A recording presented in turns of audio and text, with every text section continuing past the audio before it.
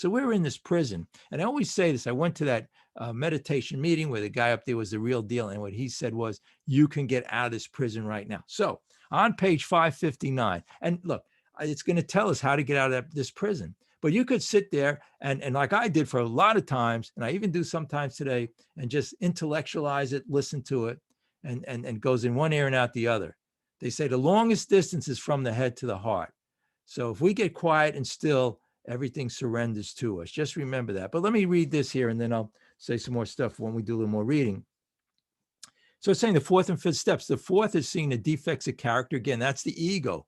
It talks about the resentment, the anger, the fear. That's coming from the self. That's coming from Bob. That's Bob. But that's all false. That's all fake and false because it's on the premise that I'm the center of the universe. I mean, I came from dust. I'm going to dust. I mean, we're all going to die. And I mean, just this whole fallacy we have. We can't help it. Look, listen to this. We were brought up as children. Our parents told us we had to be more successful. We had to, when we went to school, be better and academically be better in sports. All of these different things we had to do. So no wonder we're neurotic messes, because we felt we had to assert ourselves in certain directions, and it didn't always work out. And usually it didn't. The more we did, the less it worked out. And the amazing thing is when it does work out and we make $1 million, we want 2 or 10 million. So look at somebody else has a bigger house or a bigger car. There's no end, because that's not where the answer is. The answer is here, not in all of these things outside of ourselves. So it says here, we learn. Okay, so the fifth step is telling all of these defects of character and casting them out. Again, I always had self-help books trying to figure everything out. No, in this program, spiritual awakening is when we have a higher consciousness take them out, higher power. It's not that, so long as it's not us, right?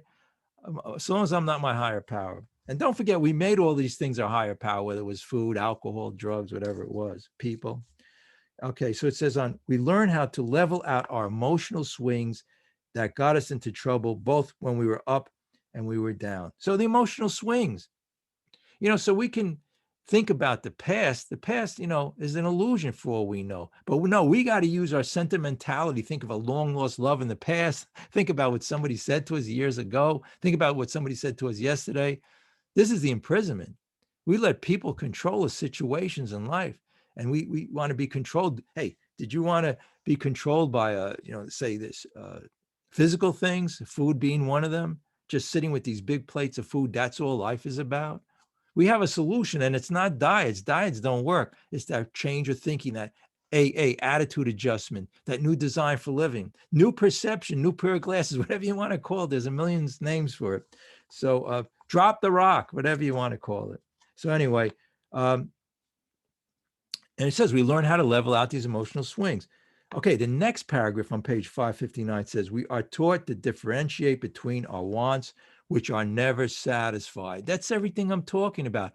Our wants through the ego is never satisfied. So if I want people to like me, it's never going to be satisfied, because I'll go into a room with 100 people and 99 of them will like me. And if one person doesn't like me, I'll be upset. But listen to this.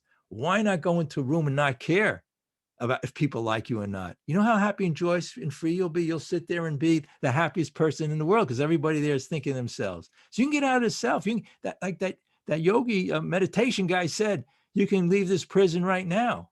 You can leave. You're in solitary confinement with the addictions to people, right? That's the biggest one. All these resentments has to do with our relationship to people. And it goes on to say, okay, our wants, which are never satisfied. There's also a saying in Eastern philosophy, desire is the cause of all suffering, right? So, expectations in our book, it talks on page 420, are resentments ready to happen. So the more I expect things and want things, and the more it's about me and myself and what I want, I'm miserable. I might be pleasurable for a minute, like when I win the lottery, yeah.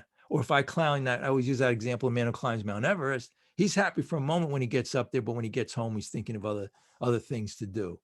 And that same guy with that lecture, he said he could sit on his couch and be as happy as this guy who climbed Mount Everest, right? So he could have that same enjoyment. We can have the same enjoyment going into a room, say you go into a meeting or at work, and 100 people there don't like you.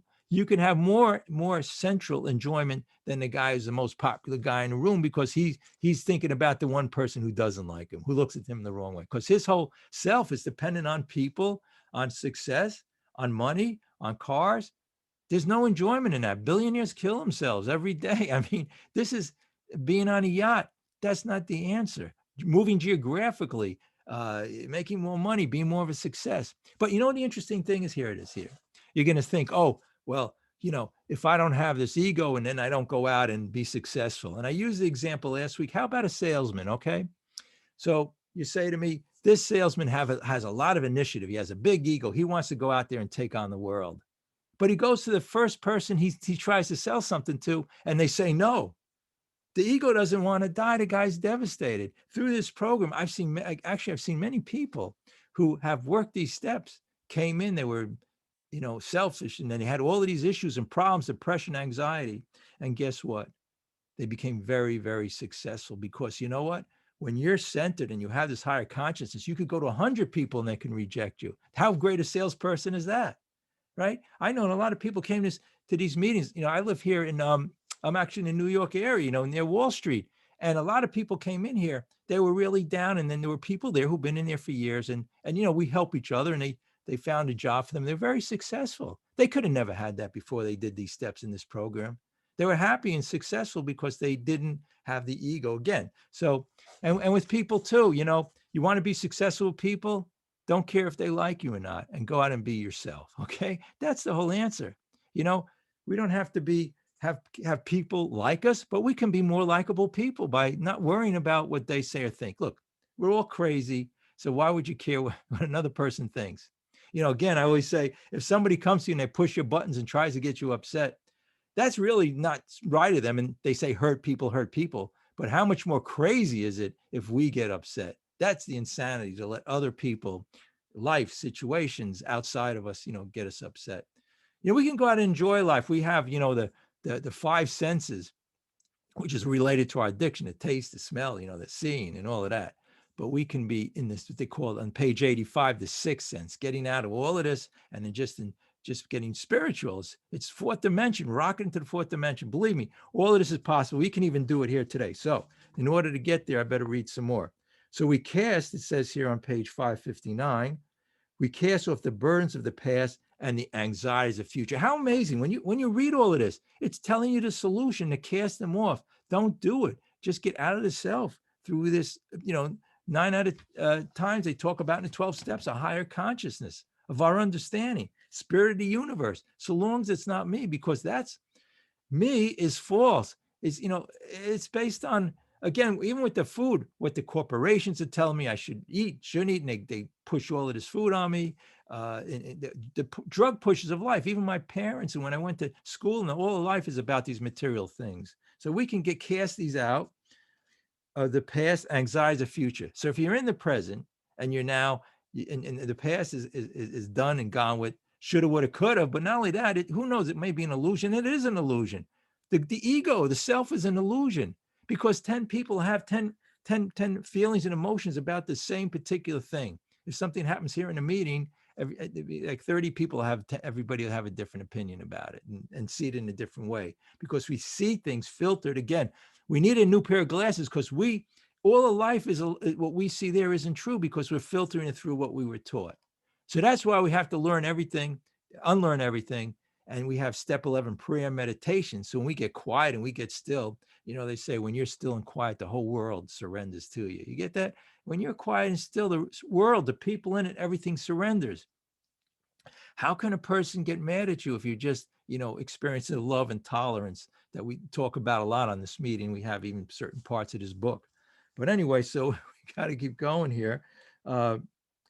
We cast off the burdens of the past, being in the present. You heard of being in the present, right here, right now. Do the dishes right here, right now. So we begin to live in the present one day at a time. Did you ever hear that, one day at a time? Okay. It's interesting. Again, it's a simple program. How many times have we heard one day at a time? But, you might have thought about it for the first week or two you came into 12-step program, but you forgot about it. How do you know you forgot about it? Because during the day, people just, and I find myself too thinking of the past and what may happen in the future. The past is depression, the future is anxiety. So we have a way though, but we have a solution here that we can go back to, and it's going to tell us here.